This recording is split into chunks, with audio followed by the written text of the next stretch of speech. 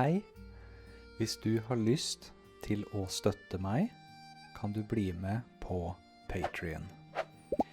Hvis du har lyst til å se begge tekster samtidig, norsk og engelsk, kan du gå til nettsiden min.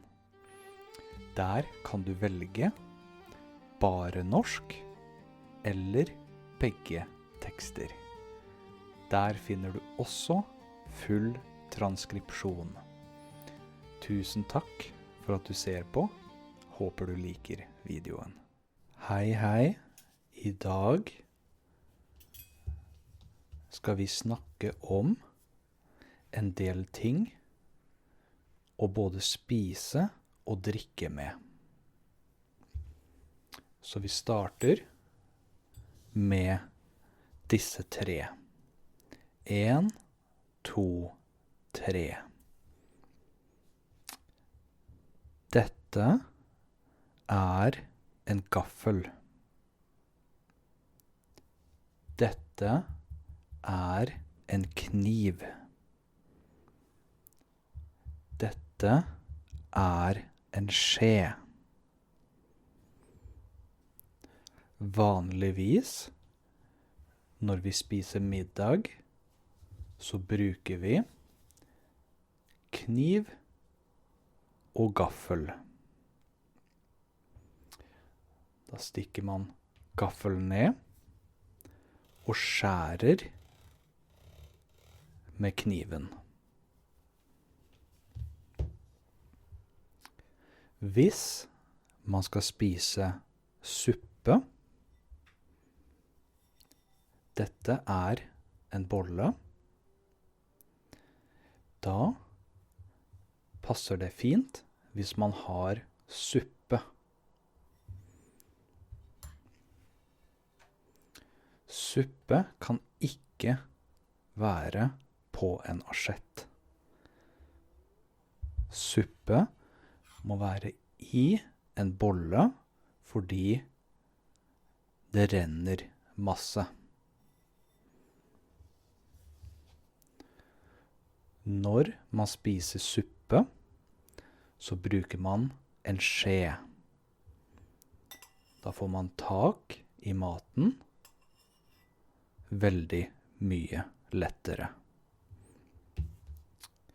Hvis man spiser suppe,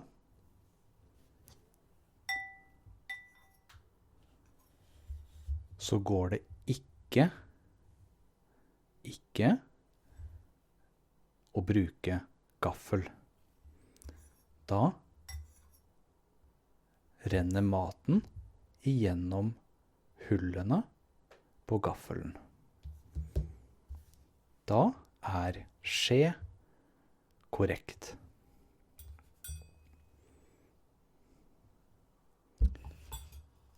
Her har jeg litt vann.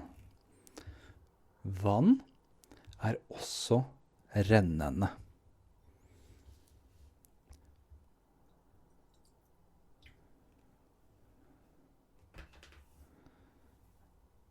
Nå har vi litt vann i bollen. Vann i bollen. Som du ser, hvis dette var suppe, så får vi ikke spist suppen med gaffel. Det går ikke an. Men det går fint hvis man har en skje. Da får man tak i suppen.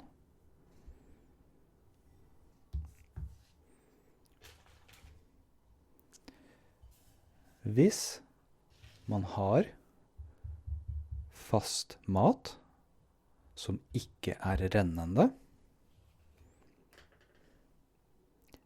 ikke rennende mat, så kan det være på en asjett. Dette er en asjett eller tallerken.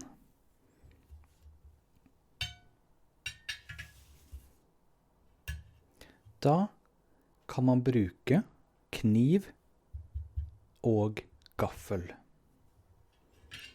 Og skjære maten.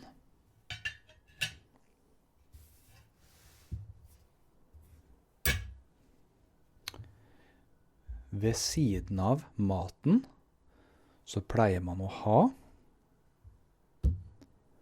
noe å drikke. Dette er et glass.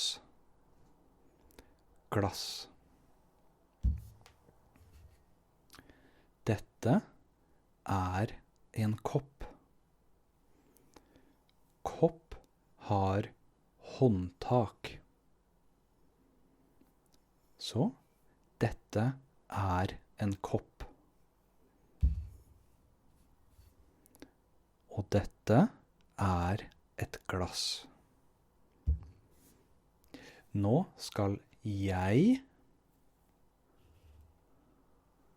tømme vann i glasset.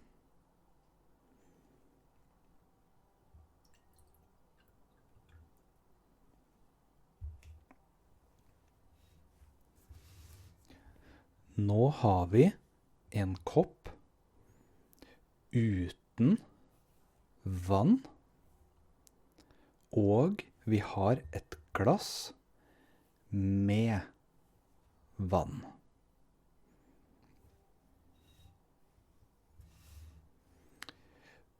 Nå har jeg lyst til å tømme vann i koppen også.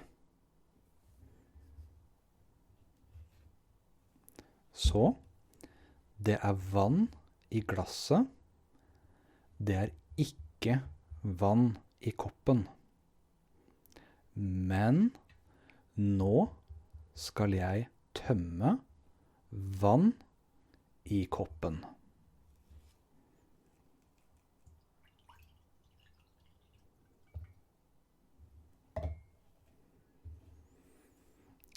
Nå har vi vann i glasset og i koppen.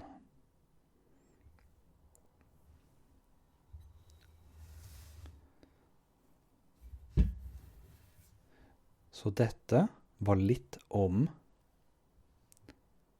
skje, gaffel, kniv, asjett, bolle,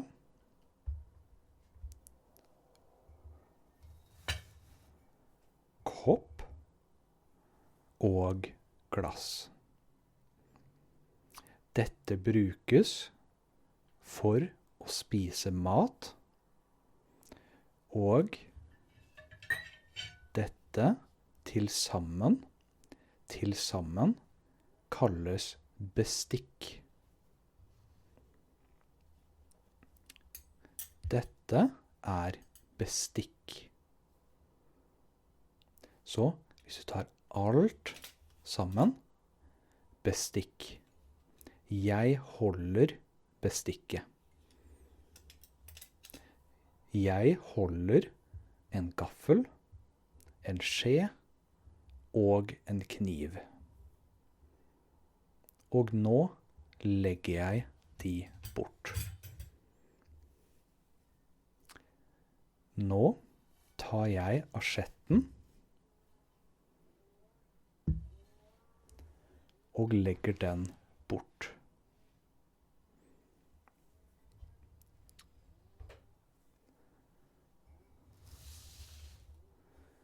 Da har vi bare koppen og glasset igjen.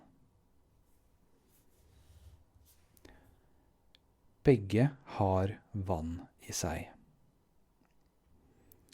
Da legger vi glasset bort,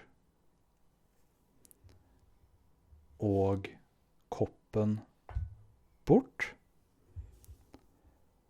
og det var slutten på denne episoden.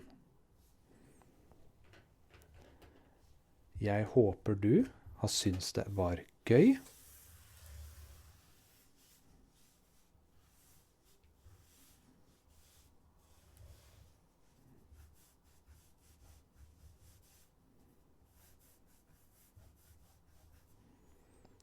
Og så ses vi i neste episode.